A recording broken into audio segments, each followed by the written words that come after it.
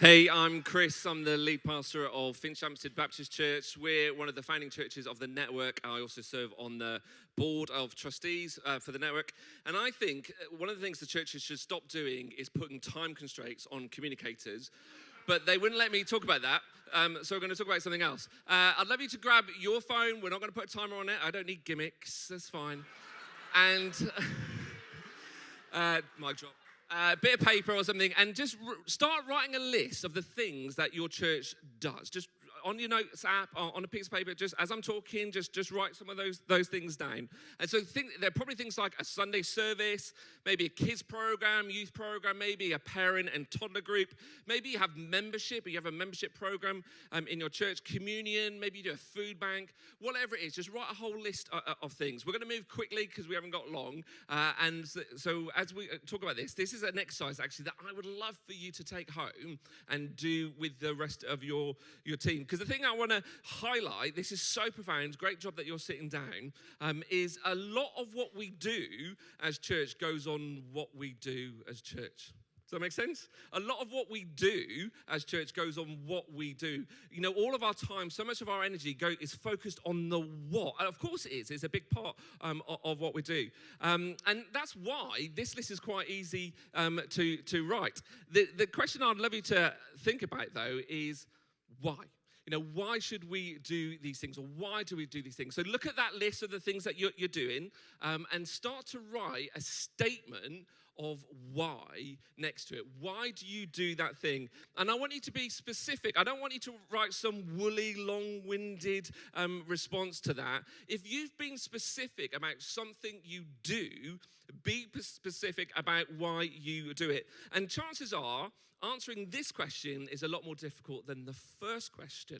And as you go through that list and you're thinking about, wow, this is what we do, and then you're thinking about why do I do it, and that's difficult, just circle it or highlight it, underline it. And again, you can do this later on, because I want you to start thinking about, well, why do we do these things? Because here's the thing. This is what I think churches should stop doing. I think churches should stop doing things without knowing why they do them. And if I was to come around and ask you for all those things that you do, and then ask you, why do you do that?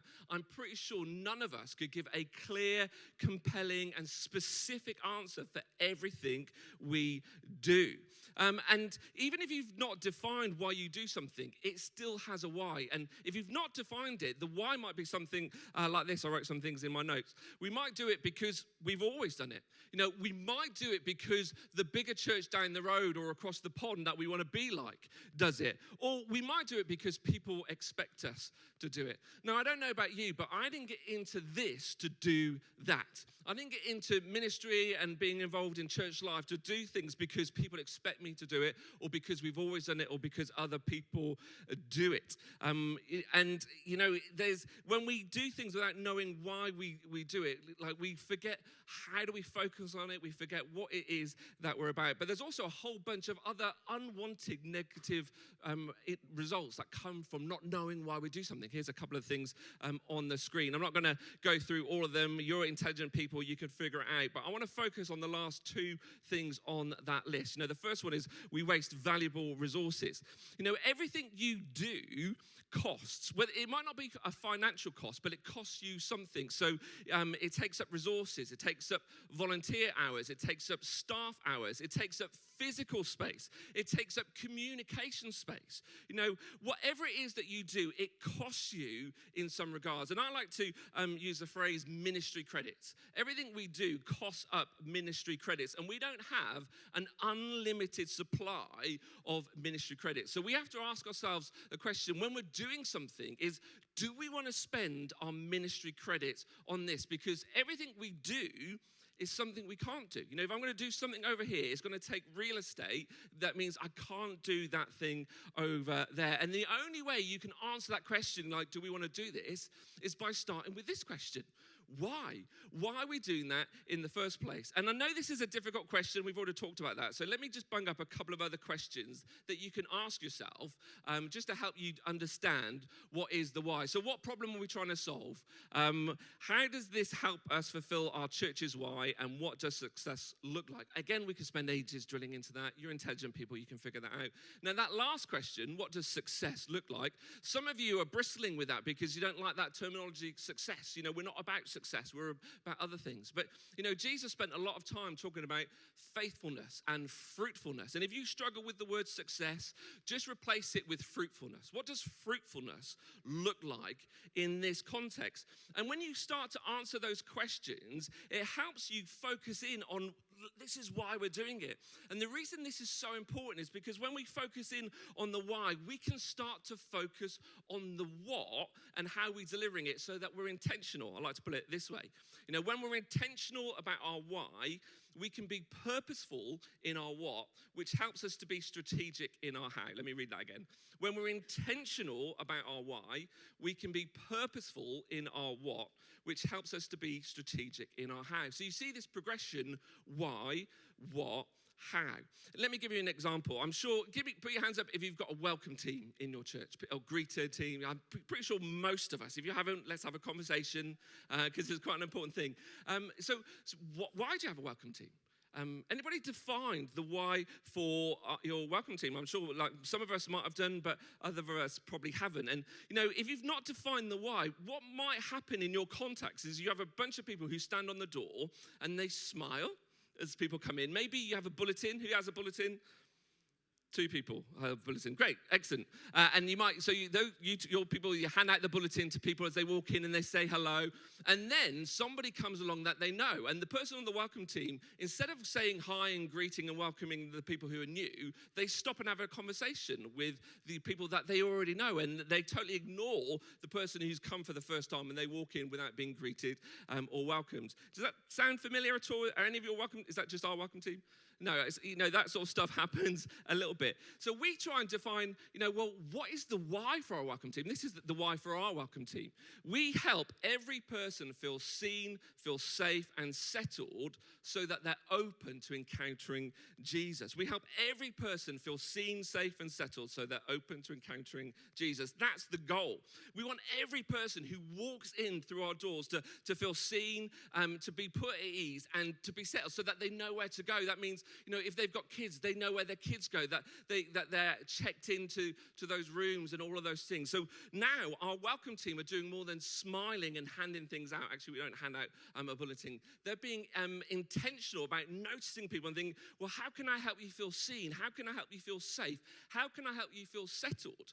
Because it doesn't matter what happens in our environments. We talked about this already. If that welcome has not made them feel safe or settled, it doesn't matter what we do. It doesn't matter how good it is. They're not going to come back. This is true for a welcome team. It's true of a worship team. It's true of a preaching team. It's true of a kids team. It's true of your whole Sunday morning. It's true of everything you do. Let me bang a couple of other words around what we're talking about. So we're talking about why, what, and how, but you could also put in the words, purpose or practices or preferences. The why is the purpose or the principles, the foundation on what it's built upon. The what is the practice and the how is the preference. Without a clear, compelling, and specific why, the how defaults to personal preference. And you experience this all the time. It's why people come up to you and say, why can't we sing more songs, or why can't we sing less songs? Why can't the sermon be longer? Actually, nobody ever says that. Why can't we have more hymns, or why can't we do this or do the other?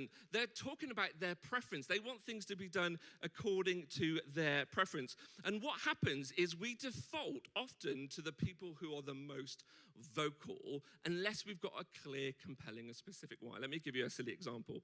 I like to eat food. That's a what. How would I eat food? Well, my how would be I'd love to eat like bread and cheese and meat and chocolate because, I love that sort of stuff. And if you were to ask me what's my why for eating food, it's probably along the lines of, not being hungry because I don't like being hungry, and enjoyment. I love to eat food. Last month, something happened, and I got diagnosed with genetic high cholesterol. And all of a sudden, my why has shifted. My why when it comes to eating is staying alive. You know, I like to live a little bit longer. And my what stayed the same. You know, what do? I eat. But how do I do that? Well, I've shifted what I eat. And instead of having lots of cheese and chocolate and ice cream and meat, I just eat salads a lot of the time. And you know what? It's okay. The only thing I really miss is happiness. But that's fine. The point I'm trying to make is, you know, people are willing to change their preference when they understand what the why is. So those people in your churches who want things to be done how they want to do it, all they see is the how. They engage with the what, but they don't understand the why. But when we give people a clear, a compelling, and a specific why, they will be more willing, not always, but often, to change their preference for the preference of the mission. That is why I think churches should stop doing things without knowing why they do them. That's what I think. Let's hear from some other people about things we should stop doing.